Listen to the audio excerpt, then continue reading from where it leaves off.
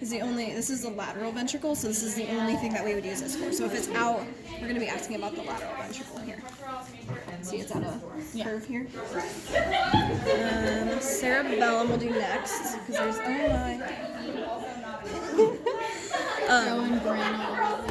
so this is the cerebellum. So the little squiggly part here in the middle, that's going to be the vermis.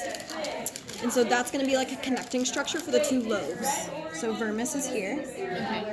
Kind of around the side, you can see the tree-like structures. So that's called the arbor vitae. And then I think that's it for this. So super simple. The one that we'd use this for is the substantia nigra. Okay, so that's going to be this one. And that is going to have to do with Parkinson's. So if this was like diminished, or it's like pigmentation was like decreased, then that could signify like Parkinson's disease. If it were decreased, would it be more black, or it'd be like a lighter color? It wouldn't color? be there. It would be, it would be lighter.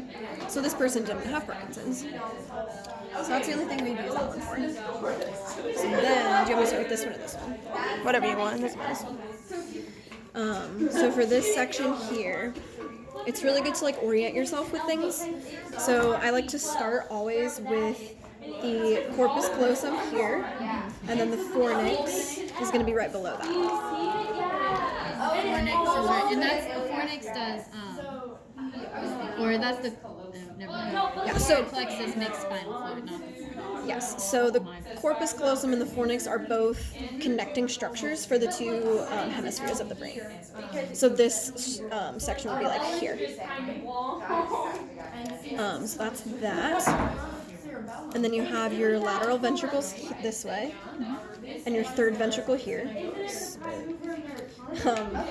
So now I like to look for the third ventricle, and then you can determine where the thalamus is.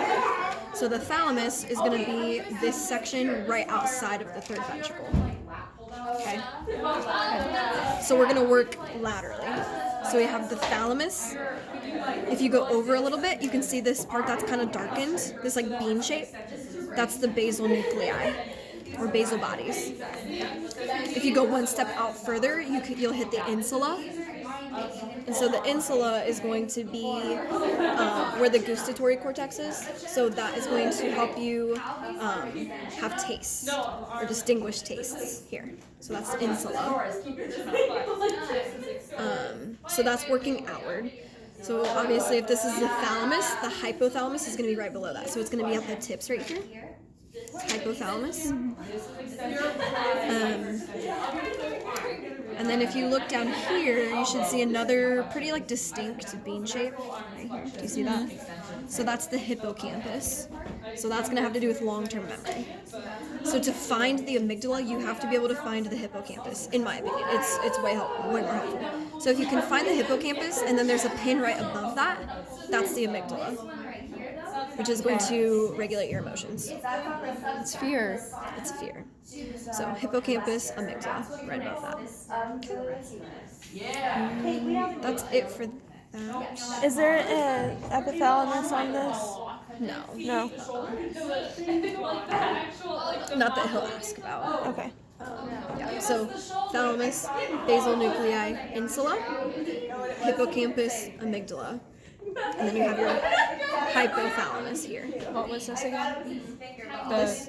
Lateral ventricles. Oh, yeah. And then the third ventricle here.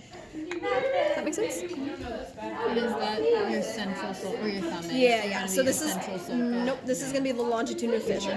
Yeah, so if it's a section like that, it's going to be this right here. Okay. Thank you for pointing that out. Okay, so now you have the big brain. So starting with the meninges, this is going to be kind of a combination between pia mater and arachnoid matter. Mostly arachnoid. So that's that. Obviously your longitudinal fissure. You have your frontal lobes, parietal lobes, occipital lobes, temporal lobes. Okay, and then your cerebellum here. So on the underneath side, you can see the circle of Willis here. And so that is going to feed into your carotid arteries. So your carotid arteries are going to come up and go into there to feed your brain. So super important. You have your optic chiasma here, which is where your optic nerves are. So your midbrain is going to be in this area here, pons, and then medulla oblongata, with like the pyramids. Do you guys remember that? So the pyramids are just like little like crossing structures within the medulla here.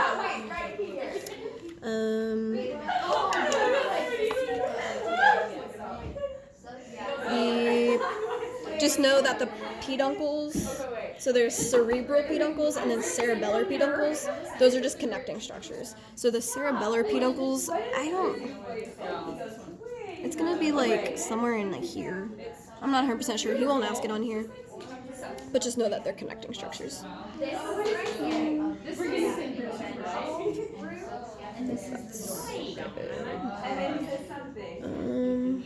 Okay. So then when you're looking at like specific sections, you'll have to be able to determine where the central sulcus is. So it's going to be this part here. And I can tell by finding the precentral gyrus because it's kind of thicker here. So I'll know that that is the central sulcus. And so that is good to find other things. So we have precentral gyrus and postcentral gyrus. You'll have to know what specifically they are. So you have your primary motor cortex here, and then your premotor cortex. So your premotor cortex is going to be where you plan movements, and then your primary motor cortex is where you initiate those movements. So if you think about it, if you're going from back, you have to plan it, and then you can initiate it. Okay. So premotor cortex here, primary motor cortex here. Behind the central sulcus is your primary somatosensory cortex. So that's your tactile sensations. And then behind that is your somatosensory association area. So that's where you interpret those feelings, those tactile feelings. Your prefrontal cortex is going to be your personality, your like memories, your problem-solving skills, like your working memory. So that's gonna have a lot to do with that. The occipital lobe is going to be all about vision. So you have, on like the tips of the occipital lobe, you have your primary visual cortex. And then right outside of that is your visual association area. So your visual association area is going to be like what interprets what you're seeing. So your primary visual cortex like allows you to see that image, and then the association area allows you to interpret it. The temporal lobe has all to do with hearing, so that's pretty much the same thing as the visual, it's just auditory. Where your frontal and your temporal lobe meet, you're going to have your insula. So that's going to be like around here. What? Your insula. Insula? Yep. And so that's going to have your gustatory cortex. So that's going to be where you interpret taste. I wish you could take that out. No, that wouldn't be fun. Sad life. It would. So then, and that's going to be on both sides. So then if we're specifically talking about the left side, you have your Broca's area, which is going to be right around here. Did you say left or right? Left. Left, okay. So you have your Broca's area and your Wernicke's area. So if you kind of find the central sulcus, in front of that is the Broca's area, and if you go behind and back a little is the Wernicke's. So Broca's area has to do with language production.